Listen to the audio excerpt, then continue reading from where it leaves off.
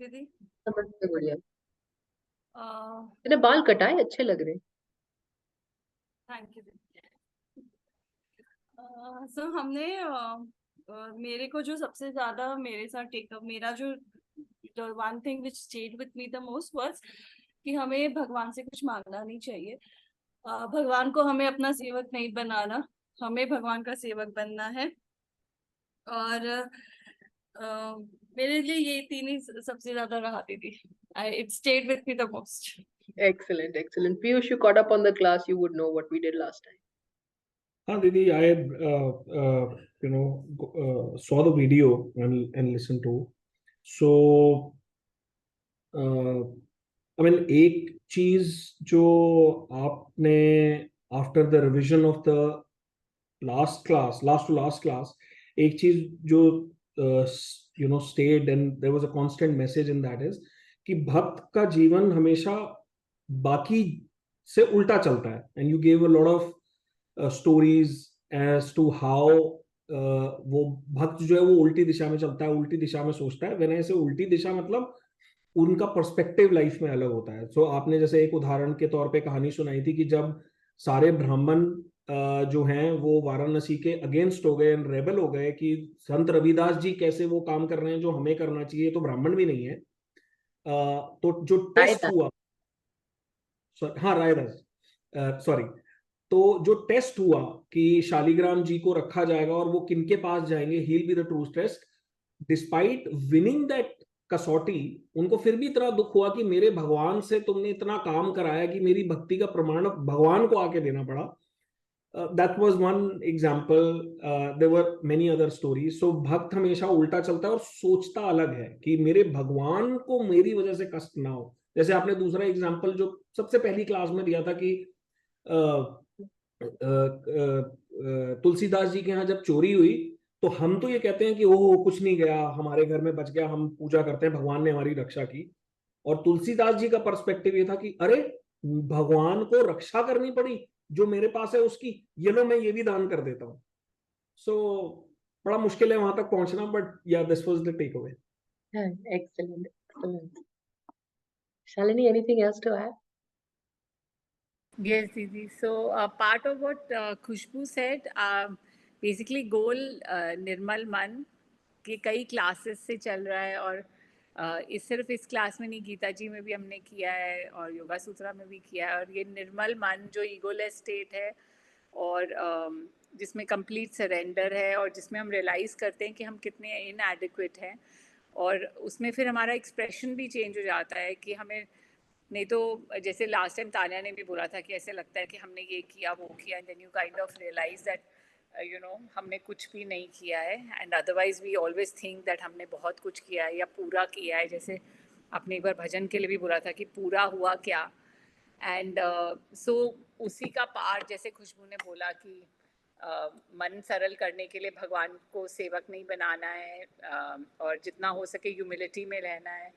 और तो ये सब तो है ही। और एक इसमें आपने एक चीज़ ऐड की थी कि हमें अपना पैराडाइज शिफ्ट करना है from being always grieve and in grievance to being complete and in gratitude, in always feeling content. So I think if we can manage to do that, that is a huge uh, thing, because automatically then you'll always be in a happy state. And ये जो भक्त की उल्टे चलने की बात है, इसमें आपने रायदास जी की बहुत सारी स्टोरीज बताई थी, जिसमें से एक में आपने कैसे बताया था कि अगर वो पारसमणि और धन ले लेते भगवान से तो ना तो भगवान के दर्शन मिलते और ना ही सत्संग मिलता। तो ये जो डिफरेंस ऑफ पर्सपेक्टिव है, ये आई थिंक इट्स ऑल्सो जो आपने एक बार पहले बताया था कि हमें गोल अभी शॉर्ट टर्म बेनिफिट का नहीं सोचना है, हमें लॉन्ग टर्म बेनिफिट सोचना है। तो रायदास जी ने वही लॉन्ग टर्म सोचा कि मतलब आई एम श्योर उन्होंने तो बेनिफिट भी नहीं सोचा होगा, बट मतलब बेसिकली जो इमीडिएट ग्रैटिफिकेशन है उसको नहीं सोच के ये इस तरह से। और दो शालिग्राम, जो आपने शालिग्राम जी वाली और गंगा मैया वाली कहानी सुनाई थी, तो उसमें भी एक तो उन्होंने कितने हम्बल, उन्होंने बाकी लोगों की तरह ज्ञान नहीं बखाड़ा, जैसे कि अगेन वो निर्मल मन में थे, वो उसी स्टेट में थे जहाँ पर उनको लगता था कि वो इनएडिक्वेट है, तभी भगवान उनके पास चल के आए और गंगा मैया भी उनके पास चल के आई। तो ऐसे भक्त के पास जब हम इस स्टेट में होते हैं तब we can expect them to like accept us also. So I think this was It is slowly, I think it's being communicated. My ability to deliver is not as nice. कथावाचक बहुत अच्छा बोलते हैं, पर धीरे धीरे करके अगर एक चीज पे हम ध्यान दें तो वो भी शायद अचीव कर सकते। और भक्त की परिभाषा, भक्त क्यों खुश रहता है, किस लिए खुश रहता है, भक्त को इतना सुख क्यों है, उसको भगवान की कथा करने मिल रहा है इसलिए भक्त खुश है। अगर इसको आम कॉमन लाइफ में देखें तो अब तो शायद किसी को ना रहा होगा, सबकी शादियां हो गई, पर जब रोमांस पीक पे था और किसी दोस्त के साथ बैठे या किसी घर वाले के साथ बैठे और अपने फियांसे का जब आप बात करते हैं तो आपका मन कितना प्रसन्न हो जाता है। Like you're so happy, this person is like this person is like this, they thought about this, they did this, they did this. You're so proud and you're so happy that this beautiful human being is a part of your life and you can't stop talking about it. उसके expression में आपको जितना मजा आता है उतना शायद ही और किसी चीज में मन लगता हो। उसको सोचने में, उसके बारे में बात करने में जो मन लगता है आपका, तो ये भक्त की भी यही दशा है। जो सच्ची भक्ति है ना, हम लोग क्या करते हैं ना, हम लोग तो सुबह से शाम तक पाठ करते, कोई भक्ति वक्ति से हमारा कोई नाता नहीं है। माया में ही जुड़े हुए हैं कि ये भी मिल जाए, वो भी मिल जाए, वो भी मिल जाए, पाठ कर लें, कष्ट हट जाए, भगवान आके सेवा करें, है ना। हम तो भगवान को बंदी बनाना चाहते हैं, सेवक बनाना चाहते हैं। भक्त का ऐसा नहीं है। भक्त सिर्फ भगवान की बात करना चाहता है, उसको उसी में सुख है।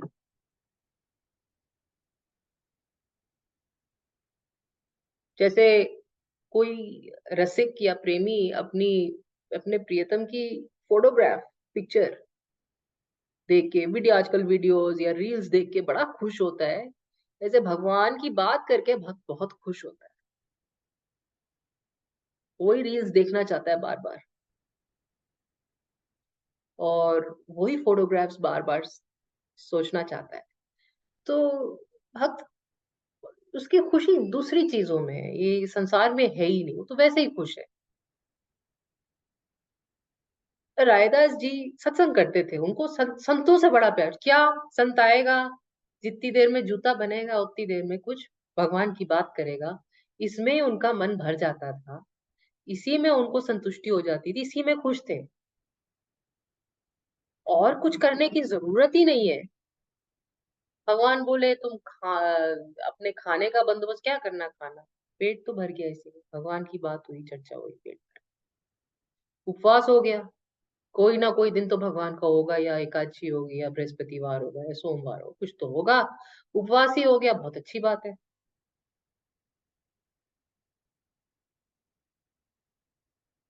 सो जो भक्त हैं वो बिल्कुल अलग दृष्टिकोण से सुख सुख पाते हैं, बिल्कुल अलग वजह की से दुखी। ऐसा भक्त की जिंदगी में ऐसा नहीं है कि बहुत माया की भरमार है, कि बहुत साधन संसाधन उसको मिल गए हैं, या बहुत गाड़ी हाथी घोड़े मिल गए हैं, या बहुत बड़ा आलीशान घर मिल गया है। उल्टा ही है, भक्त उससे दूर भागता है, भाई फंस जाऊंगा, अगर मैंने इसकी पूजा करना शुरू करी तो उसकी पूजा छूट जाएगी, है ना। अगर मैंने सुख की पूजा करनी शुरू करी, माया की पूजा करनी शुरू करी, तो भगवान छूट जाएंगे। इसलिए भक्त बिल्कुल उल्टा है। और भगवान भी ऐसे हैं, भगवान के पास भी देने के लिए दो ही चीजें हैं। क्या दो चीजें? दो चीजें देते हैं भगवान, उनके पास देने के लिए दो ही चीजें। क्या? या माया या भक्ति, है ना? भगवान भी दो ही चीजें दे सकते हैं, तो माया या भक्ति। माया देंगे अगर माया किसी ने ले ली, गलती से ले ली, जैसे हम लोग जैसे लोग है ना, माया ले ली, अगर माया ले ली, माया मतलब क्या? माया का मतलब क्या निधि?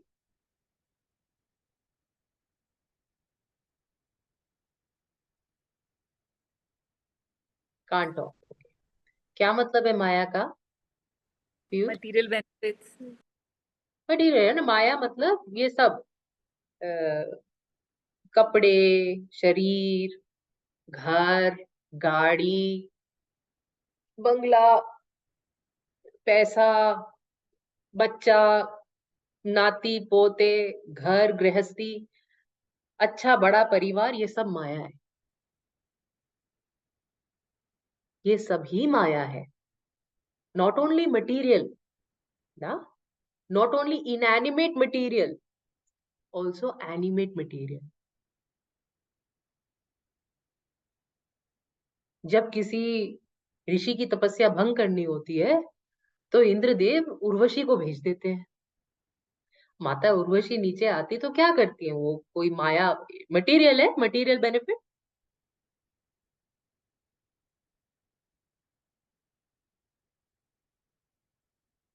इसलिए हम लोग जब सन्यास की चर्चा करते हैं तब बोलते हैं सबसे छोड़, सब सब चीज छोड़, movable immovable as well as relationships, everything. आपका कोई दोस्त नहीं है। अब जब हर 5 दिन में घर बदल रहे हो तो कौन दोस्त रहेगा?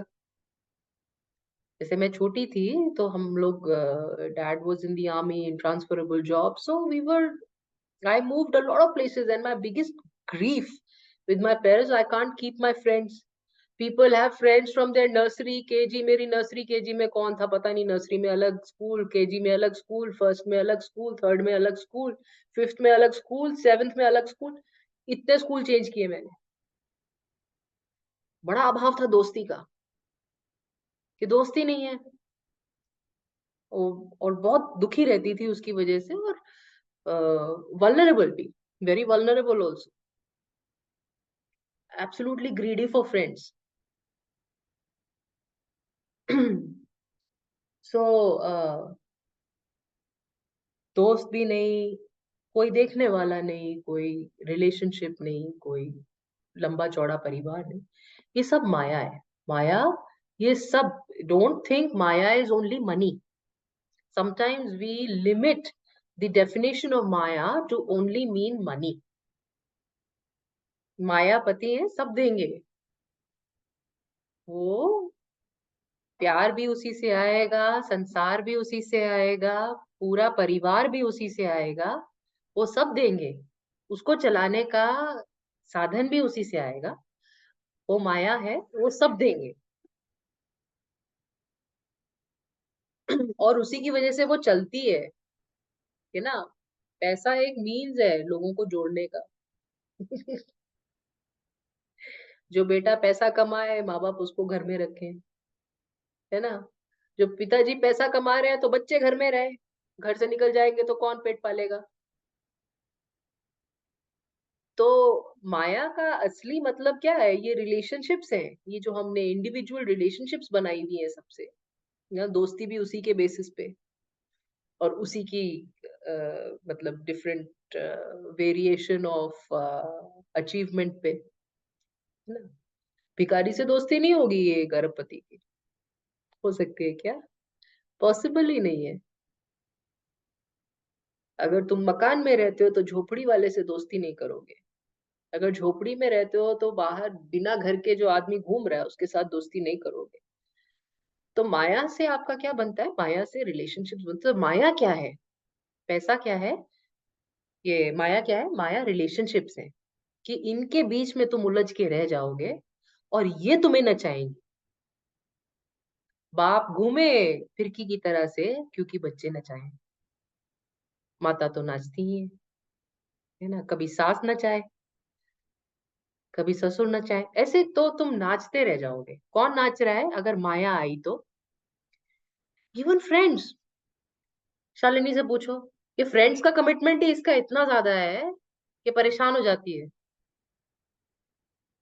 बोल दिया ना, मना करते बने ना हाँ करते बने, सबको समझाते समझाते, सुलझाते सुलझाते, रिझाते रिझाते आप नाचते रह जाते हो, राइट? और ये कैसे आता है? माया से आता है। तो भगवान मायापति है, माया दे सकते हैं। और एक दूसरी चीज जो वो दे सकते हैं, वो मैंने पिछली क्लास में चर्चा की थी, पिछली से पिछली क्लास में, भक्ति दे सकते हैं।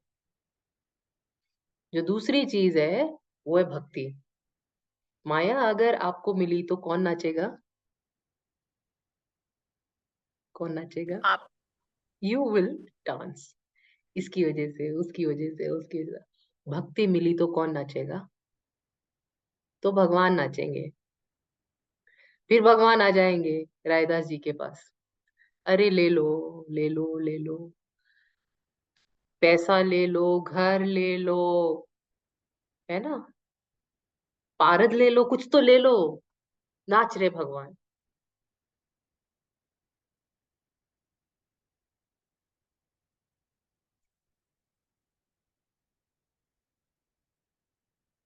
तो भगवान के पास देने के लिए दो ही चीजें हैं, या भक्ति या माया। तुम डिसाइड करो तुम्हें क्या चाहिए। भगवान को नचाना है या खुद नाचना है ना? एक बार कृष्ण जी से पूछा कि आप ये वृंदावन में रास क्यों करते हो, आप तो राजा हो वृंदावन के। तो भगवान ने बोला, मैं राजा नहीं हूँ, मैं तो द्वारका में रहता हूँ, वृंदावन में तो मैं राजा नहीं हूँ, द्वारकाधीश ना, द्वारका में थोड़ा बहुत सम्मान है, वहां पर तो मैं राजा हूँ, पर यहाँ पर तो मैं राजा नहीं हूँ। बोले तो वृंदावन में कौन राजा? बोले वृंदावन की महारानी तो राधा रानी, वहां पर राधा जी हैं, इसके लिए मैं नाचता हूँ। सो जहां पर भक्त रहता है वहां भगवान नाचते हैं। मैंने कहानी सुनाई थी, शंकर जी ने सोचा मन में कि दर्शन भी हो जाते भगवान के, तो भगवान उल्टे चल दिए, ऊपर की तरफ चल दिए।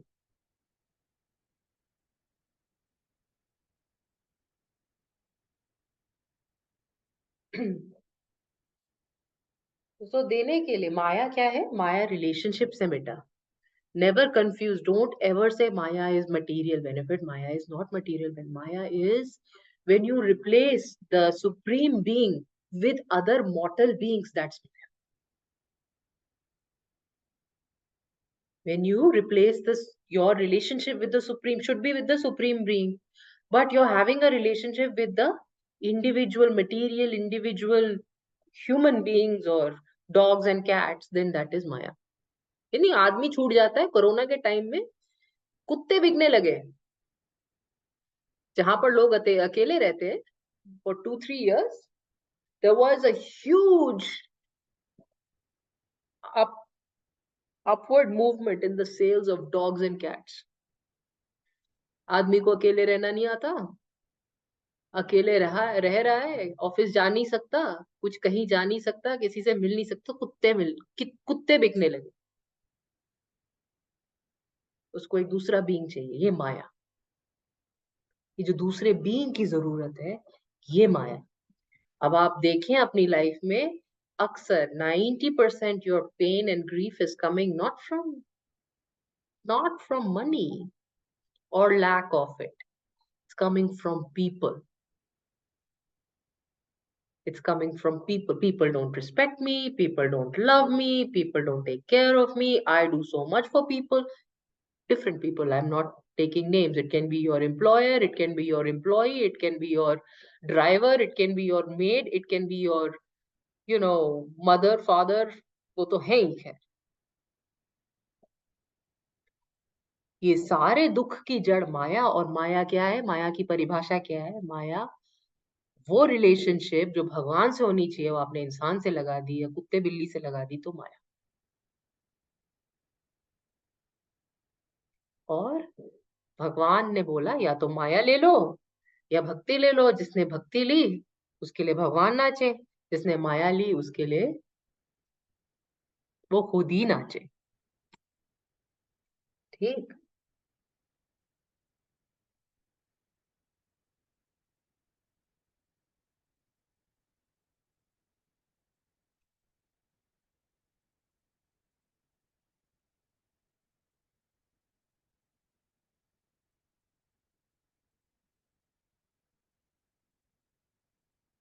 ऑलराइट, तो मैं anything that I need to confirm, complete, that I haven't shared with you from the last few classes? Didi, I have some questions. Yes, beta. So, in the last few classes, you have spoken a lot about Bhakta. So, I have a question that how can we become Bhakt? Because I know Bhakt doesn't do mantra, but I can only do mantra. I don't do Bhakti. So, how can I become Bhakt? Second question is, क्या गृहस्थ जीवन में रह के हम भक्ति कर सकते हैं? सभी ने Because गृहस्थ में करी, कबीरदास ने गृहस्थ में करी, मीराबाई ने गृहस्थ में करी, रायदास की कहानी सुनाई गृहस्थ में करी, सभी ने गृहस्थ में करी। इसमें पर तो कोई मीरा ने चर्चा तो की छोड़ दिया ना हस्बैंड को, वो रह के भी नहीं थी ना। कोई बात नहीं, रायदास जी का एग्जाम्पल ले लो। कोई जरूरी थोड़ी एक ही एग्जाम्पल हो, कबीरदास जी का एग्जाम्पल ले लो। पर एक्सटर्नल सपोर्ट तो नहीं रहता है उस वक्त। मे बी उस वक्त भक्त उस लेवल में पहुंच जाए कि उसको एक्सटर्नल सपोर्ट नहीं चाहिए और कोई फर्क नहीं पड़ता हो। बेटा, दो नाव में एक बार सवार नहीं हो सकते, एक को तो छोड़ना ही पड़ेगा। दो नाव में आश्रित नहीं हो सकते। दो नाव में हम ट्रैवल नहीं कर सकते। जो तुम एक्सटर्नल सपोर्ट की बात कर रहे हो, नहीं, ऐसा नहीं हो सकता कि पति भी खुश हो जाए और भगवान भी खुश हो जाए। ये तो पॉसिबल नहीं है। उसके लिए तो फिर किसी और संत जो कोई और संत रहा हो उसको देखना पड़ेगा, उसकी भावना से देखना पड़ेगा। भक्त बनने के लिए, जो तुम्हारा पहला क्वेश्चन है, भक्त बनने के लिए आपको पहली बात, भक्त बनना जरूरी नहीं है ना। हमारे शास्त्रों में बहुत सारे योग हैं, उसमें भक्ति योग एक है। पहली बात ये कि भक्त बनना जरूरी नहीं। हालांकि जो हम कॉम्पोजिशन जिसको हमने शुरू किया है ये भक्ति के बेसिस पे है, तो इसलिए इसमें हम भक्ति की चर्चा कर रहे हैं। बट आपके पास पाथ और भी हैं, ऐसे भक्त बनना जरूरी नहीं। अल्टीमेटली इसका जितना मुझे समझ में आया है वो यही है कि एक ही है, एक ही हो सकता है। जो वेदांत है ना, जो वेदांत की चर्चा होती है और अहम ब्रह्मास्मि की चर्चा होती है ना। So there is only one, there is no duality, there is only single one. अब वेदांत भी ये सारे भक्ति सूत्रों से लड़ जाता है, पर लड़ने की कोई जरूरत नहीं, बात वही है। वेदांत बोलता है मैं ब्रह्मास्मि हूँ, है ना। तुम अपने आप के अंदर बैठे ब्रह्मा को जान लो, है ना। और भक्त बोलता है राम। सारे मेरा तो आदमी तो रहा ही नहीं ना। चाहे वो वेदांत हो, चाहे वो भक्ति हो, वो जो इंडिविजुअल जो हमारी ईगो है वो तो रही नहीं ना। ईगो को बड़ा करके उसको यूनिवर्स से जोड़ लेना है वेदांता। हाँ, और ईगो खत्म करके भगवान को अंदर समेट लेना, ये भक्ति। फिर भी एक तो एक ही है, दूसरा इसमें कुछ नहीं है।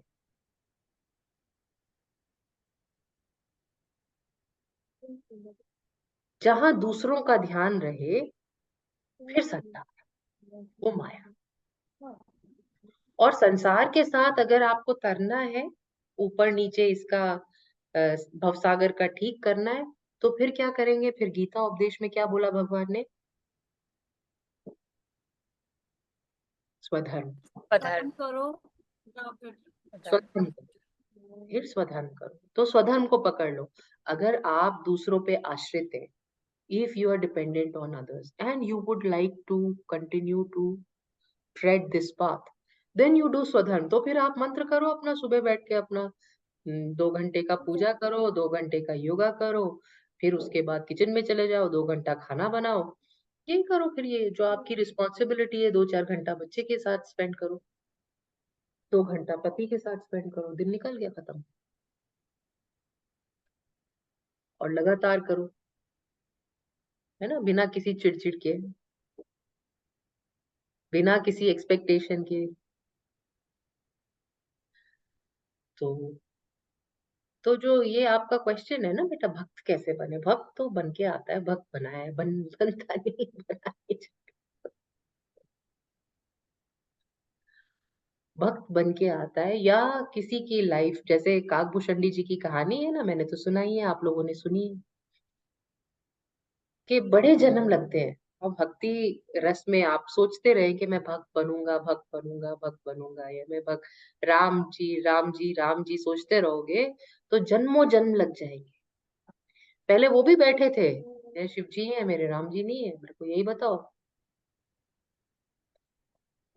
जब किसी ने वेदांत की चर्चा की उसके बाद काकभूषणी जी से, तो एक जन्म में उन्होंने गुरु से लड़ाई कर ली कि वेदांत ने मेरे को साकार ब्रह्मा की का रूप बताइए, जब निराकार बता रहे।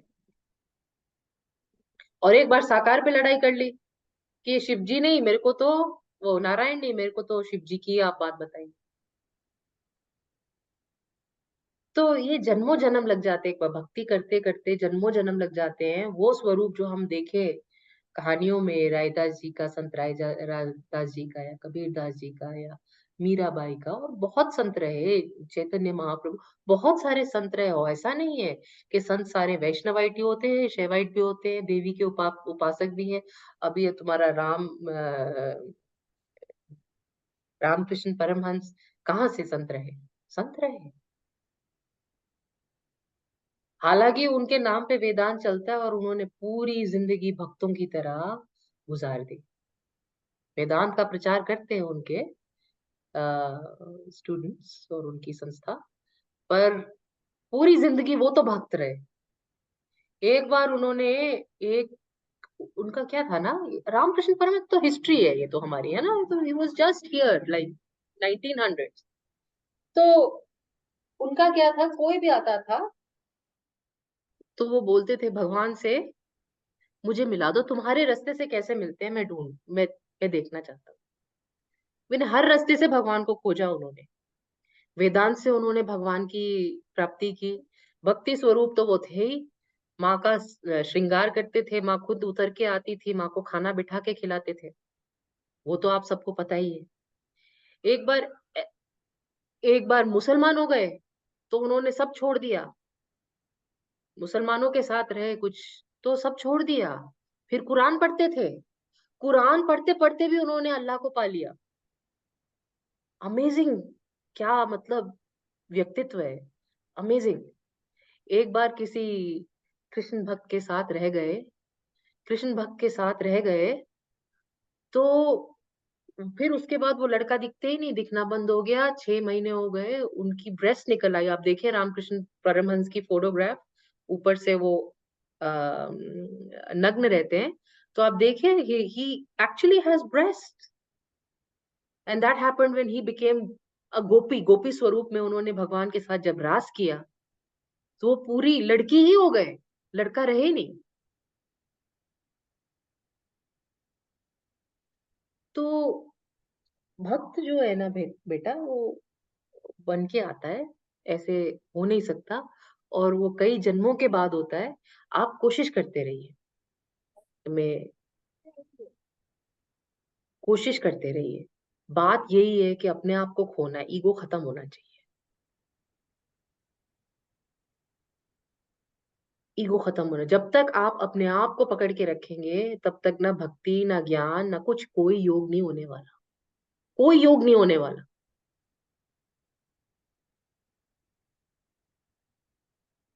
है ना गुड़िया? समझी बात या नहीं समझी? I have one final question. हाँ Though जी you बेटा। have answered it many times in Gita class also, but I still have doubts. As in, जो आपने ये हमें 6 हमारे शत्रु बताए, काम, क्रोध, मद, लोभ, मत, मात्सर्य, ये ये तो भर भर के है मुझ में। अब मैं इसको कम करूं कैसे? आपने कहा सेवा करो, आपने कहा गुरु गुरु तोड़ सकता है, बहुत बार आप मेरा ईगो तोड़ते हैं, बट ये तो बार बार आता है, बार बार आता है, तो इसको कम कैसे करे? ईगो कम कैसे करे? इच्छा कम कैसे करे? इच्छा तो भर भर के है, रिमाइंडर भी देने के बाद भी इच्छा आ जाती है। ठीक है, इस लेवल पे आ गई हूँ कि I keep on reminding my self, but कैसे कम, और कैसे क्या कर सकते हैं जिससे और कम हो? बेटा, प्रत्यक्ष जो प्रकृति है ना, भक्ति का स्वरूप है। जो हमारी प्रकृति है ना, नेचर, जब पुरुष और प्रकृति बोलते हैं, प्रकृति किसको बोलते हैं? माता को बोलते हैं प्रकृति। माता भक्ति का स्वरूप है। आप प्रकृति में किसी भी चीज को देखोगे तो वो सेल्फिश नहीं है। ना नदी, ना पेड़, ना आकाश, कुछ भी सेल्फिश नहीं है। तो जब आपके मन में लोभ आ जाए, अगर आपके डिजायर्स बढ़ने लगे अपने लिए, डिजायर्स वो उसी से शुरू होता है ना, डिजायर काम से शुरू होता है ना, फिर आगे जाती है जर्नी। अगर आपके अंदर डिजायर बढ़ने लगे तो प्रकृति का दर्शन कर लो बेटा। सामने कोई पेड़ आदि कुछ लगा हुआ होगा, देखो कितना बिना अपने लिए सोचे काम करता है। सुबह सब्जी काटोगे तो भी पता चलेगा कि सब्जी बेचारी कट रही, किसके लिए? जो प्रकृति है, भक्ति का स्वरूप है। अपनी प्रेरणा के लिए अगर आपका मन इधर उधर हो जाए तो गुरु याद करने की जरूरत नहीं है, माता को देख लो, प्रत्यक्ष है। क्या? गुरुर ब्रह्मा गुरुर विष्णु गुरुर देवो महेश्वरा गुरुर साक्षात परब्रह्म। ये साक्षात प्रकृति हमारी, ब्रह्म जो है, ये देवी है, ये लगातार रिमाइंडर दे सकती है कि तुम कितने कामी हो, कितने लोभी हो। इसको छोड़ने के लिए लगातार प्रेरणा है। ये प्रेरणा का स्रोत जो है, ये खत्म होने वाला नहीं है। तुमने बांध बना लिया, तुमने रोड बना ली, तुमने खोद खोद के कुएं बना लिए, देती जा रही है।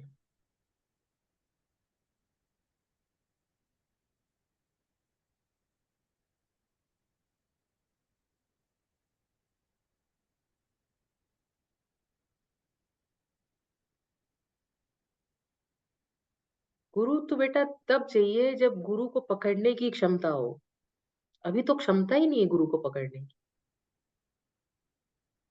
गुरु अगर मिल गया गलती से, गुरु भी ना मिले, भगवान तो मिले ही ना।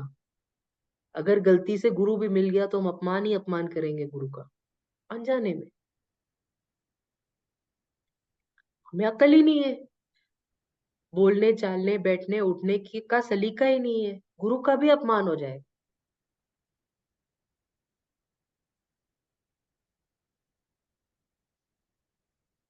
तो पहले प्रकृति को अपना गुरु बनाओ, फिर आगे चलो।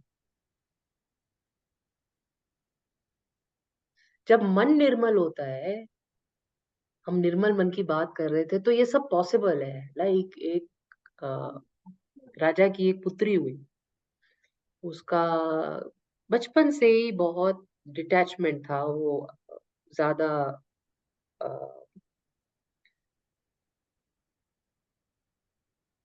वैराग्य की तरफ थी, तो राजा ने उसका नाम ही वैरागवती रख दिया। और वो धीरे धीरे बड़ी हुई तो उसको अकेले रहना ज्यादा एकांत पसंद था, अकेले रहती थी।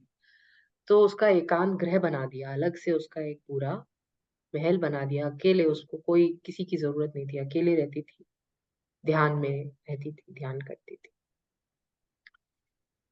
बड़ी हो गई, एक बार एक चोर आया। सुनिए आपने कहानी। एक बार एक चोर आया, उसने देखा ये तो अकेले ही रहती है, ब्रह्म की बात कर रही है, सोच रही है, लिख रही है, तो इससे कोई भी चीज लेनी है तो कुछ संत का भेष बनाना पड़ेगा। तो उसने संत का भेष बना लिया।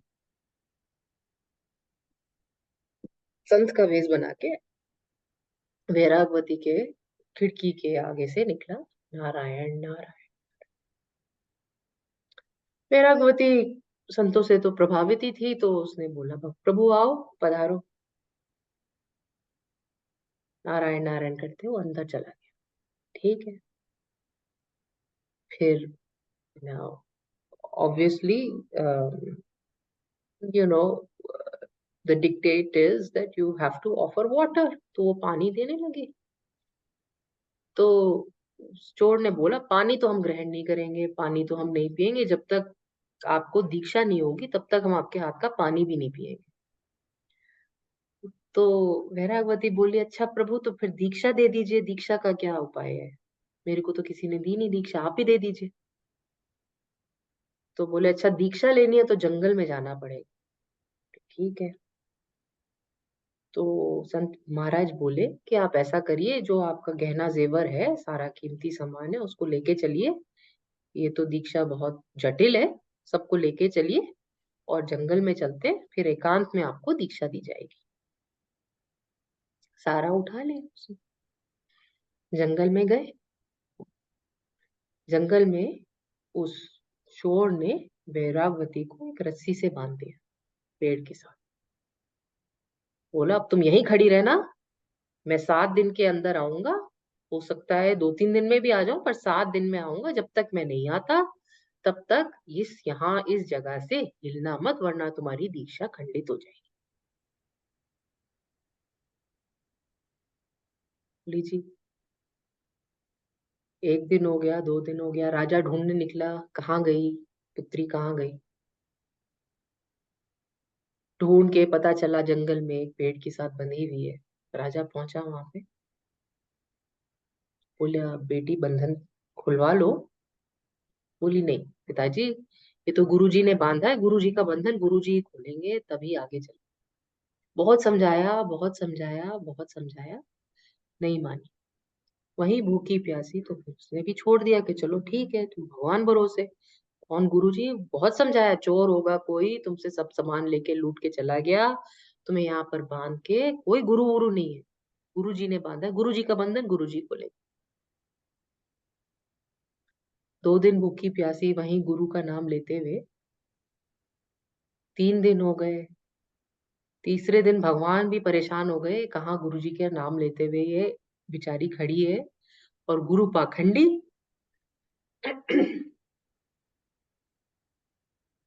तो उन्होंने नारद भगवान को भेजा, जाओ समझा बुझा के इनका बंधन खोलो। नारद भगवान गए, नारायण नारायण। वैरागवती ने प्रणाम किया, महाराज। तो बोले, ये तो किसी चोर ने आपको बांध दिया, तो भाग गया सारे पैसे लेके, आप ये बंधन मुक्त हो जाइए, अब आपको इस बंधन की जरूरत नहीं है। तो बोली, नहीं, देखिए कितने प्रभावशाली गुरु हैं मेरे, कि 3 दिन के बंधन में तो आपके दर्शन हो गए। ये बंधन तो गुरुजी के बंधन गुरुजी खोलेंगे, और पूरे 7 दिन में पूरा कर लूं तो क्या होगा, है ना।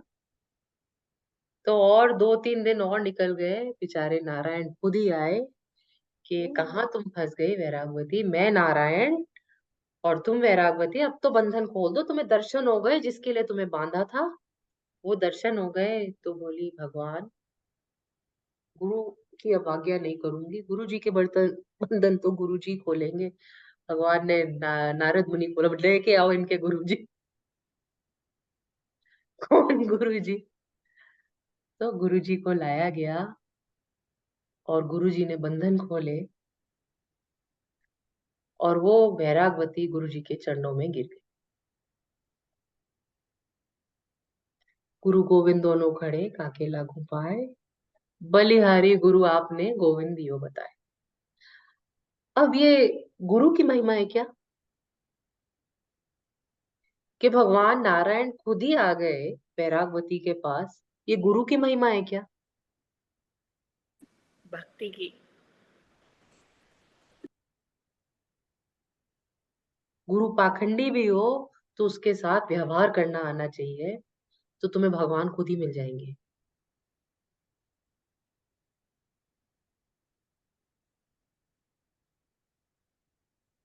और अच्छे से अच्छा गुरु मिले और भक्ति ना हो, मन निर्मल ना हो, तो ठेंगा भी नहीं मिलने वाला। समझी गुड़िया? जी दीदी। और कोई चौथा क्वेश्चन? बस इतना ही था। थोड़े से 2-3 जन्म लगेंगे, फिर उसके बाद ये भोग नहीं आएगा, इतना इम्पोर्टेंट नहीं रहे, क्योंकि अभी तो तुम्हारी इच्छाएं पूरी नहीं हुई ना बेटा। जब तक इच्छाएं पूरी नहीं, जब तक ये कहा तो गया है भगवान माया दे सकता है, भक्ति दे सकता है, पर हम लोगों को भगवान ने यहाँ भेजा है थोड़ा माया के दर्शन करने के लिए। तो जब माया के जब तक दर्शन नहीं होंगे, तब तक आपकी तृप्ति नहीं होगी, तब तक आप उसको छोड़ने के लिए तैयार नहीं हो, है ना? तो कैसे छूटेगी?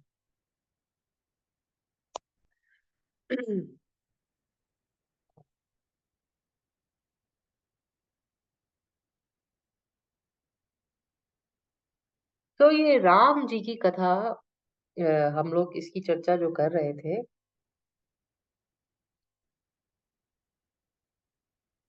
तुलसीदास जी ने इसमें अपने आप को एक भक्त के रूप में प्रेजेंट किया है। और खाली तुलसीदास जी भक्त नहीं है, सभी भक्त हैं। और तुलसीदास जी भक्त भी हैं और शिष्य भी हैं। ये थोड़ी डीप बात है, ध्यान से सुनिएगा। तुलसीदास जी भक्त भी हैं और शिष्य भी हैं। किसके शिष्य हैं? बताएं, तुलसीदास जी के गुरु का नाम क्या है? कौन है तुलसीदास जी के गुरु? बताए तो थे मैंने।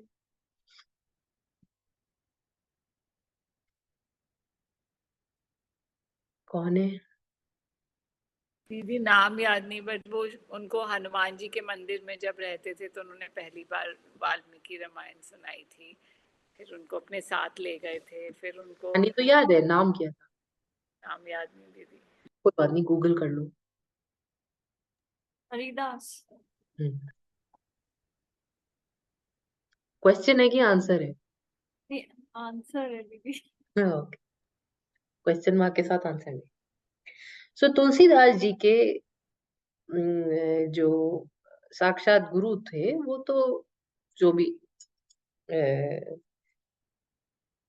फिजिकल जो भी उनके गुरु रहे, पर उन्होंने जो प्रेरणा ली, वो प्रेरणा हर जो भक्त है इस पूरी कहानी में, जो एक एक भक्त है, तुलसीदास जी ने उस एक एक भक्त को एक शिष्य की नजर से देखा है, गुरु बनाया है। जब वो केवट का प्रसंग रखते हैं, तो केवट गुरु बन जाते हैं उनके, केवट से सीखने लगते हैं, हर किसी से सीखने लगते हैं। ऐसे उनको एक एक, जब भरत का प्रसंग लिखते हैं तो भरत जी से सीखने लगते हैं, भरत को गुरु मान लेते हैं। जब सुंदरकांड में हनुमान जी की बात करते हैं तो हनुमान जी को गुरु मान लेते हैं। लक्ष्मण जी की बात करते हैं तो लक्ष्मण जी को गुरु मान लेते हैं। तो ये पूरी रामचरितमानस में तुलसीदास जी के बहुत गुरु हैं। गुरु तो रहे एक, मगर जब उन्होंने ये प्रसंग लिखा, कोई भी प्रसंग लिखा, तो जब सीता मैया की बात करते हैं तो सीता मैया को गुरु स्वरूप में, भगवान स्वरूप में देखने लगते हैं, भक्ति के साथ देखने लगते हैं। वही निर्मल मन।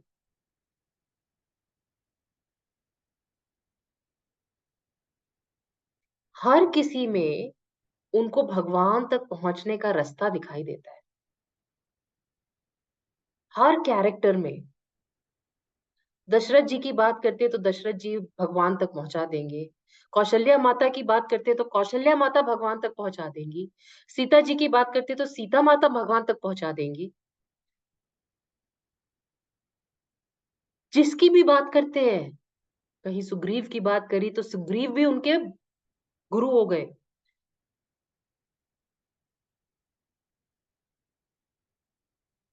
विभीषण की बात करी तो विभीषण भी गुरु हो गए।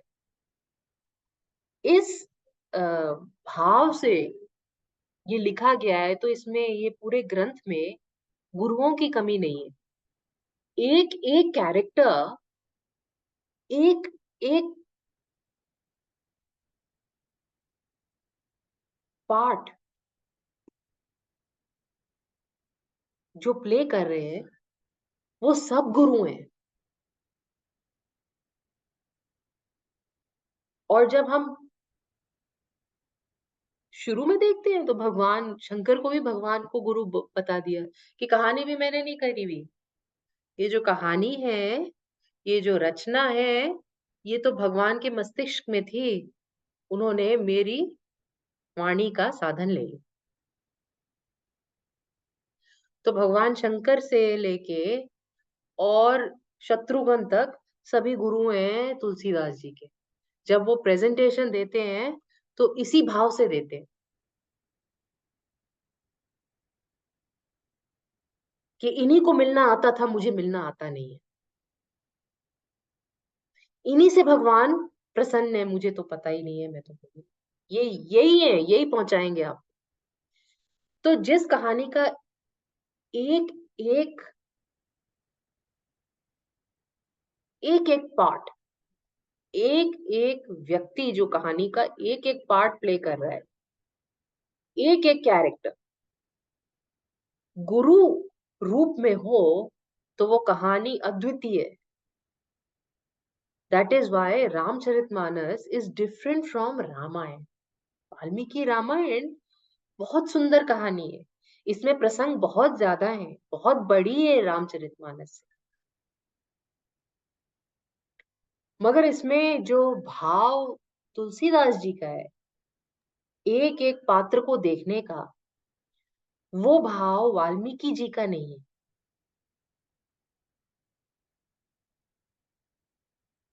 वाल्मीकि जी जब रामायण लिखे तो लक्ष्मण जी उनके गुरु नहीं हुए, पात्र थे, वो एक कैरेक्टर थे। तुलसीदास जब रामायण लिखे तो लक्ष्मण जी से तो पांव ही पड़ जाए वो, कि भगवान के इतने पास रहने का जिसको मौका मिल जाए वो तो गुरु ही समझ।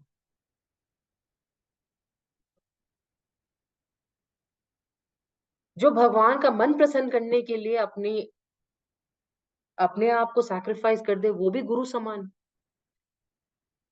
जो भगवान का चरणामृत पी के लोगों में बांट दे, वो भी गुरु समान।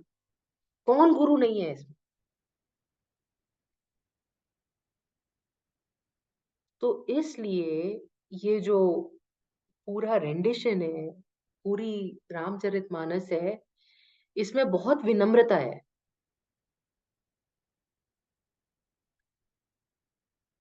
बहुत, जो मैं निर्मल मन आप समझ सकते हैं कि कितना निर्मल मन है तुलसीदास जी का।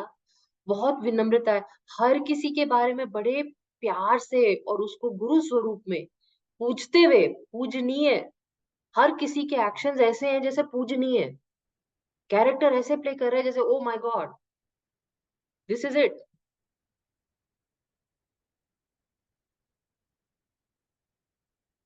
करते, मतलब कैरेक्टर का कैरेक्टराइजेशन ऐसे कि वंदनीय है। एक एक कैरेक्टर जब बोलता है तो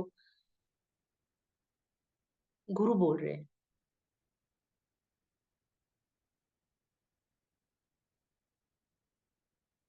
सो तुलसीदास जी के कितने गुरु, कौन गुरु,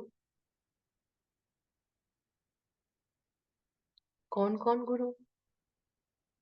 हनुमान जी, भरत जी, मतलब सारे ही लोग, सीता जी, जितने भी कैरेक्टर्स है रामायण में, सब। जितने भी कैरेक्टर ना, दशरथ महाराज से शुरू करके सभी गुरु हैं, क्योंकि इन सबके पास राम है और राम धन इनके पास नहीं है।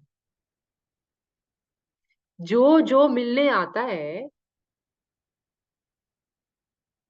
उन सबके पास तो राम जी हैं। तुलसीदास जी को क्या चाहिए? राम जी चाहिए। तो हर किसी के पांव पकड़ लेते हैं। अच्छा, आपको पता होगा भगवान कैसे मिलते हैं, आप बता दो। आपसे क्यों खुश थे, आपके पास कैसे पहुंचे, आप बता दो। सभी गुरु समान बन जाते हैं। समझे आप? तो ये कहानी इसलिए इतनी, तो कहानी तो हम सबको पता है, किसको नहीं पता। राम जी पैदा हुए, 4 भाई थे, फिर वो पढ़ने गए, फिर वो बड़े हुए। It's very easy, in half an hour you can tell Ramayana. अभी हम लोग 12वें सेशन में हैं, हमने पहली श्लोक की भी व्याख्या नहीं की है। इसको सुनने के लिए जो मन का परिवर्तन चाहिए, उसके ऊपर हम चर्चा कर रहे हैं इतने दिन से। किस भक्ति भाव से, जिस रस से किसी ने लिखा है, उस रस से ही तो सुनना पड़ेगा ना। उसका ट्रांसफॉर्मेशन होने के लिए हमें इतने दिन लगेंगे।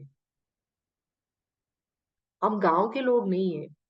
एक जगह किसी संत ने बोला कि ये रामायण और रामचरितमानस, या वाल्मीकि जी की रामायण, रामचरित, बड़ा बहुत फर्क है।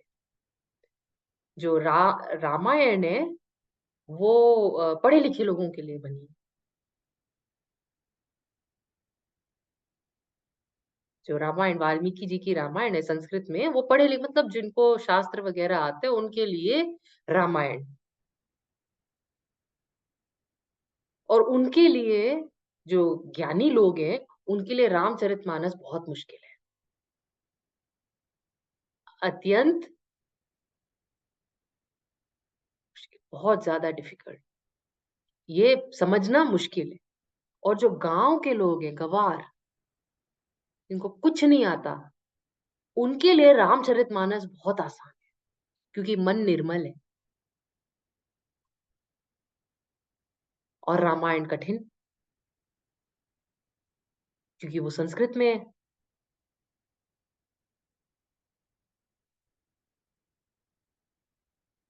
सो इसको अप्रोच करने के लिए हमें अपने आप को, not as a subject, not as a study, not, we've studied so many things, we are studying Gita. जो गीता पढ़े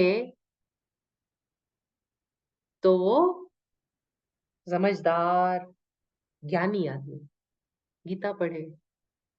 और गांव का गवार रामचरितमानस। आप जान के हैरानी होगी आपको, गांव में लोगों को इसकी कई चौपाइयां याद है। याद ही नहीं है, गाते, शादी ब्याह पे सारी चौपाइयां गाते भी हैं, गाई जाती हैं उनके। और ये, मैं गांव बोल रही हूँ, ये ऐसा मत सोचिएगा कि बड़ा कोई, छोटे छोटे शहरों में, गांव में, आप देख लीजिए, मिथिला से लेके और पूरा यूपी, पूरा एमपी, पूरा बिहार,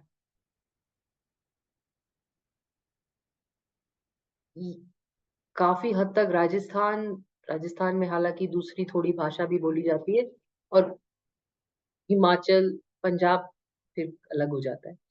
मगर ये पूरा जो हिस्सा है हमारे देश का, जो हृदय है, जिसको हम हार्ट स्पेस बोल सकते हैं, उसमें रामचरितमानस बसी हुई है।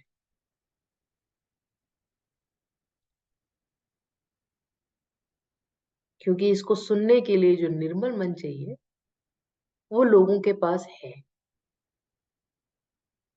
ना। गांव में जाके पंगत जमाना कोई मुश्किल बात नहीं,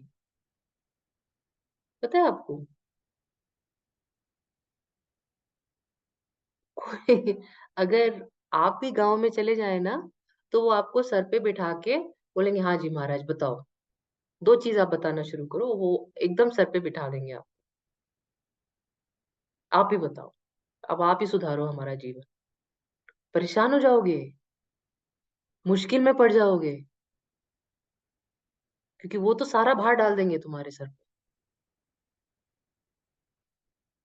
ऐसे बहुत सुंदर लोग हैं। सो रामचरितमानस जो है ये बहुत अलग कॉम्पोजिशन है। इसको जिस भाव से लिखा है उस भाव से पढ़ना चाहिए, वरना समझ कुछ नहीं आएगा। क्योंकि कहानी तो सबको पता है, कहानी तो पता ही है, भाव किसी को नहीं पता। ये भाव बनाती है कहानी।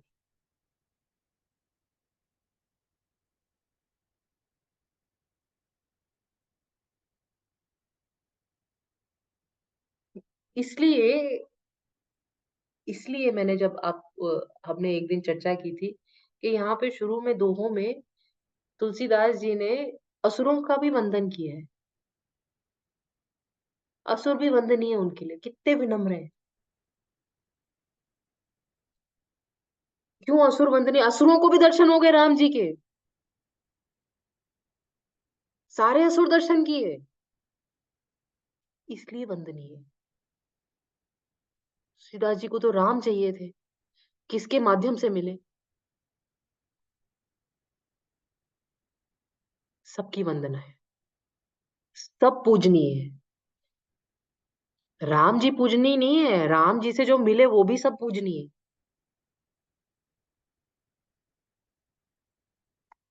तो इसका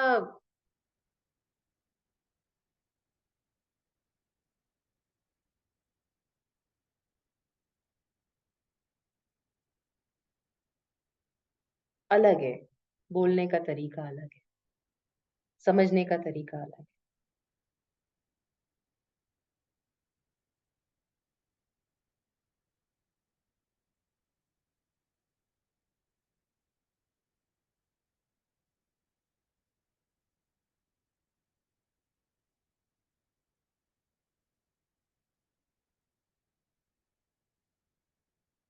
उन्होंने इसकी तुलना जो है संसार की तुलना की है सागर से। जो हमारा संसार है उसकी तुलना की है सागर से, और बोला है रामचरितमानस एक ऐसी नाव है जिसमें बैठ के आप सागर पार कर सकते हैं। और कई संतों ने इसका की व्याख्या की और बोला कि ये संसार और सागर एक जैसा कैसे।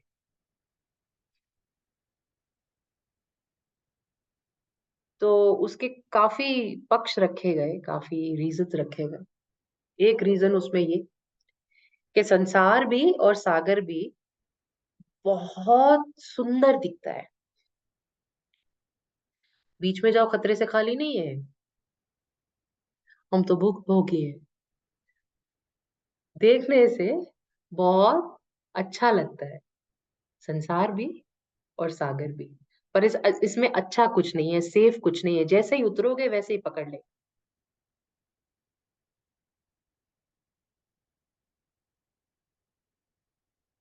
दूसरा, संसार भी और सागर भी एक ही छोर दिखता है। दूसरा किसी ने देखा है क्या? Can anybody see the other side of the ocean? एक ही छोर दिखता है, जन्म जन्म ही दिखता है हमें, हम ही दिखते हैं, आगे मरण नहीं दिखता किसी को। Nobody is able to see death.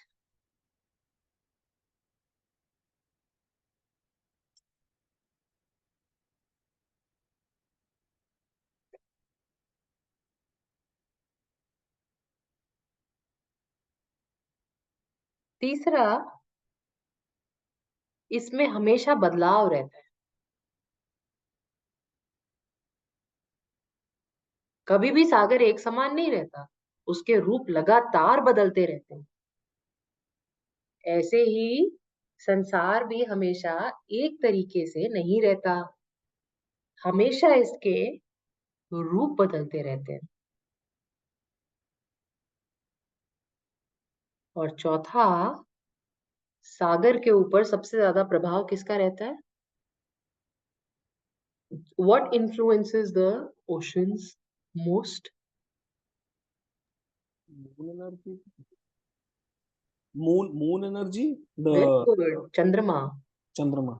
चंद्रमा संसार को सागर को ऊपर नीचे उथल पुथल कर देता है ना?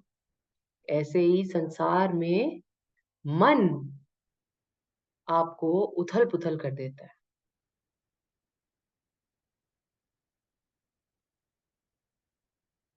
चंद्रमा मनसो जातः, वेद का श्लोक है। चंद्रमा मन की तरह होता है, मन चंद्रमा की तरह होता है।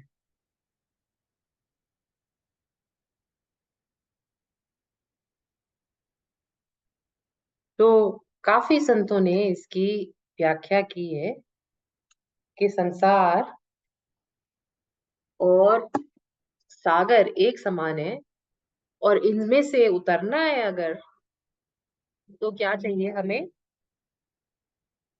रामचरितमानस की नाव चाहिए,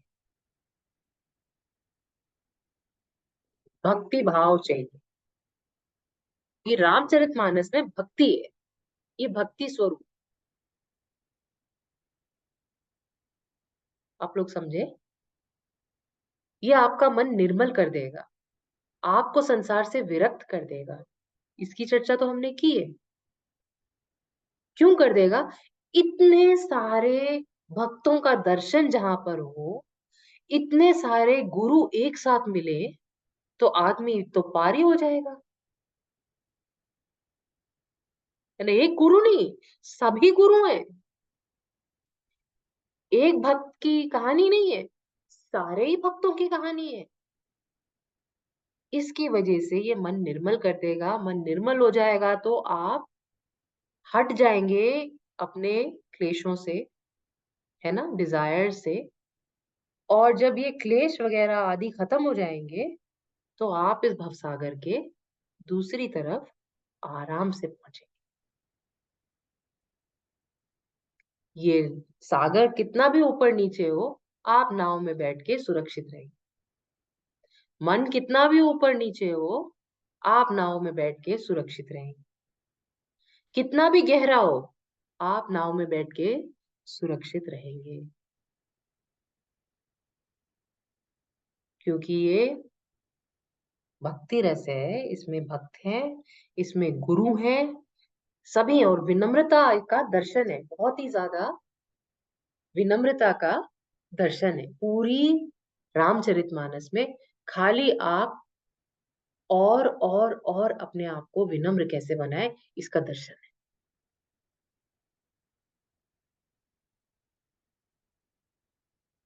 क्वेश्चंस?